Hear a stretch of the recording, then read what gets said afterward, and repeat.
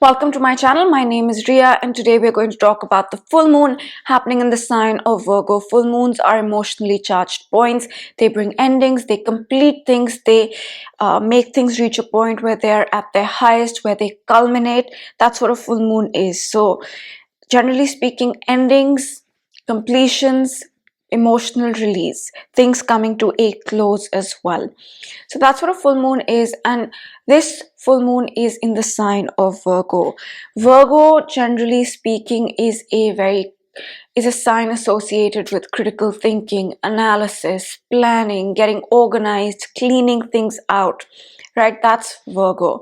So generally speaking, themes of maybe planning for the future, maybe getting a little bit organized in our day-to-day, in our routine, in our diet, in our lifestyle, those are very Virgo themes. Those might be coming up, right?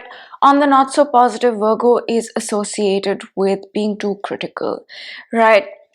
Too much of critical thinking. It's a sign that can get stressed as well. It can get anxious. And the not so positive manifestation of Virgo is also perfectionism.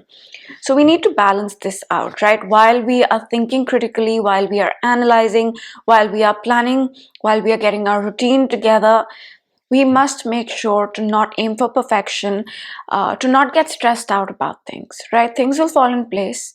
We just have to start planning, start building that routine, start building that system without being too critical, without stressing too much. Now, that's generally speaking.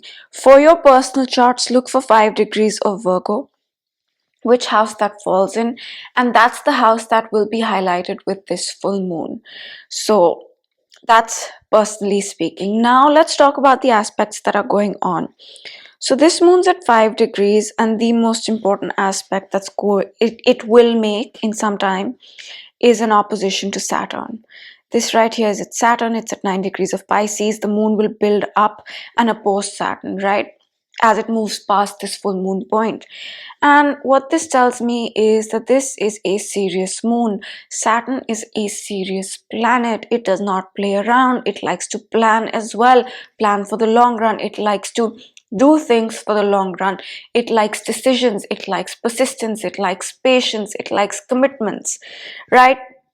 So with this moon, while we are analyzing, while we are thinking critically, while we are thinking of our routine, our day-to-day, our lifestyle, maybe our health as well, there is a need for us to make decisions. There's a need for us to commit to something. There's a need to what we figured out. There's a need to maybe take that seriously, right? And make a decision based on that, make a commitment based on that, and say, okay, I've analyzed this, I'm planning this, and it's for the long run. So if you're planning your routine, you've analyzed maybe something not working. This is an example.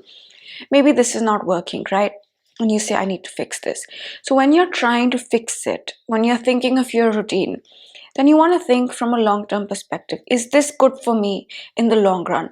Or say it's a business decision, right? You've analyzed something in your business and maybe it's not working out as well as you had thought. What you need to do now is think, okay, what changes am I going to make that are for the long run? What's the decision going to be? Not for immediate gratification, but long-term rewards, long-term planning, right? So there's that element where whatever we are analyzing, figuring out, planning, thinking, needs to have this long-term vision in mind, needs to be based on commitment, needs to be based on decisions, right? Because it's serious. Saturn is serious. It does not like to play around. That is the most important thing going on. And few days after this moon, the sun will also build up its conjunction to Saturn. Not just the sun, but Mercury as well. So this moon will kickstart that analysis, that decision, that figuring things out. And by the time the sun and Mercury reach Saturn, we will still be in that process, right? It's going to take a few days. Till the point the sun and Mercury both meet up with Saturn, we will be figuring things out, taking those decisions, doing that. So this energy is building up right now. We are seeing it start. It will take a few days to for us to go through with this energy. And Saturn and the sun, they don't really like each other. right? And Mercury is there as well. So be mindful of this Saturn's energy, right? Be mindful of it. Be aware that we may really need to get serious. We may really need to think things through. It's not negative, because Saturn, what it does is it grounds us as well, right? It humbles us as well.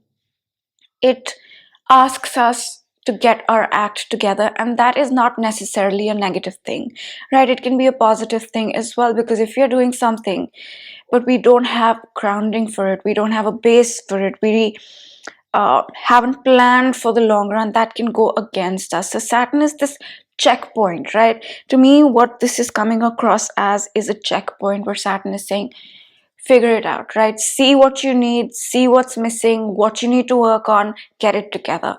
That's what this Saturn is saying to me. So it's a build up. We will take a few days to get there, but Saturn will make that commitment, make that decision happen. It's also a time where things start to become real. Saturn is the planet of reality. It's the ruler of this reality, you can say, that we live in. And when we have Saturn, right? Things start to get real. Things start to happen in our world, in our reality.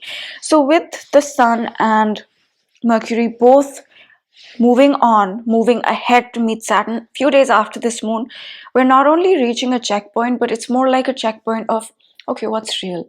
What's the reality around you like, right? What's that saying to you? And it can even make something that is not tangible yet, right? Tangible in a very materialistic way, right? Say whether it's something you're thinking, whether it's something up in the air, whether it's something that's just an idea right now. Saturn can actually make that real. So Saturn is not always a bad influence. Yes, Saturn can make us feel uh, uncomfortable, and that's just because it requires us to work hard, it requires persistence, it requires all the hard things, right? So if you're okay with doing the hard things, Saturn is fine. If you're not okay with doing the hard things, Saturn can feel challenging. So this is about doing the hard things, taking those hard decisions, making those hard commitments, and seeing what's working, what's not, what I need to get in order for the future. That's what this is about. So that's what the Saturn influence. But this is in Pisces, right? Let's not ignore the sign. We have the Virgo Pisces axis here, the moon in Virgo with the sun in Pisces, Saturn is there, Mercury is there. And while the moon in Virgo wants to get organized, it wants to get planned, it does not like, it likes structure, it likes routine, right? Virgo is a very systematic, organized sign. I'm a Virgo. So it likes that I'm going to do this, I'm going to do this at this time, then I'm going to do this, and I will organize myself for the future. So it's very systematic and organized and analytical, right? But we have this abundance of Pisces. Saturn is there, Neptune is there, Mercury is there, the Sun is there. And what is Pisces? Pisces is the opposite of Virgo. It's the polarity of Virgo, right? It is about going with the flow. Let's see what comes my way. Let's not plan so much. Let's not analyze. Let's just go with the instinct, with the intuition, with the gut. Let's see what happens, right? And Virgo is like, no, we need to plan. No, we need to get organized. We need to analyze this. When Pisces will go, okay, all that's fine, but let's just go with it. Let's see what the universe is saying. Let's try it. This is what I feel. This is what my gut says. That's very Piscean. As much as Virgo likes structure, Pisces does not like that. Pisces likes to just go with the flow. I'll go where the universe takes us. It's a water sign, right? So it's like water. It just flows wherever the path takes the water. And I'm not saying this if you're Pisces, you're like this, if you're Virgo, like this. I'm just saying these are the energies. We are all made up of a bunch of different energies, right? And why I'm bringing this up is while there is this intensity of analysis, decisions, commitments, planning, routine, structure, we have to honor this Piscean energy, right? So there might be parts of us that might not be able to conclude things through analysis, that might still need to go with our gut instinct, because there's a lot of Pisces, right? 4 energies in Pisces. And we have to honor that. Where's the universe taking us? What's right in my gut?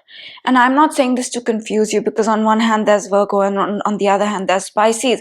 But with Virgo, we must try our best to analyze. But after that, we have to say, let's leave it to the universe. This is right in my gut. So it's where both come together. And that's what the purpose of a polarity is, in a way. We need to find that balance between going with the gut, going with the flow, intuition, and Mercury, our mind. Mercury rules Virgo, right? Our mind, our planning, our thoughts, what's right up here. We need to find that balance. And this moon will make sure we do that. And the next thing I want to say is that Saturn is also an energy that can bring delays, right? There's a saying that goes something like this, that Saturn can bring delays, but it never denies, right? It's a planet that rules old age. It's a planet that rules maturity. With Saturn, things can happen later in life, right? So what this means to me is that if you're feeling something is getting delayed, perhaps it's this energy, but Saturn can bring delays. It never denies. And Saturn, if you think about it logically, why does it bring delays? It can bring delays because we may not be mature enough, we may not be ready enough, we may not be organized enough, we may not have everything in order yet, right? That's why Saturn can bring delays. So there is that element as well, but it never denies. If you put in the work, if you're persistent, it does it it does not deny. Saturn is also the planet of karma, right? Saturn rules the sign of Capricorn. Saturn is the planet of karma, and it's sitting next to the sun.